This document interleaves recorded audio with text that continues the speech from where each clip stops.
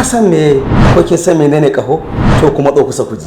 Cibiyar Hijama International Company and General Services ta ƙware wajen yin kaho na zamani irin wanda ake a ƙasar Dubai da Saudia mai suna Hijama, wanda duk irin nau'in ciwon da yake damunka muna ɗauke da na'urori na zamani wanda za mu auna kwamfuta ta gano irin nau'in larurar da take damun da shekarun da ciwon ya ɗauka a jikinku.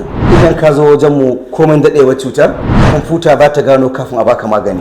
Ku sani cewa babu cutar da bata da magani, asali ma kafin a yi cuta sai da aka halarci maganinta.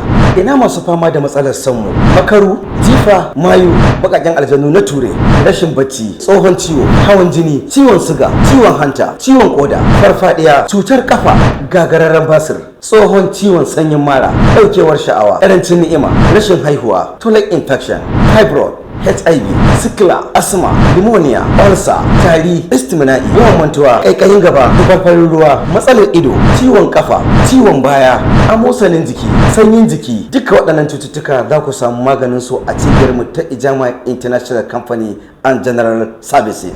Kuma za ku warke da yardar Allah. Ga masu magana da dakta kai tsaye, za su iya danna wannan link chat WhatsApp, zai kai ku ga dakta kai tsaye.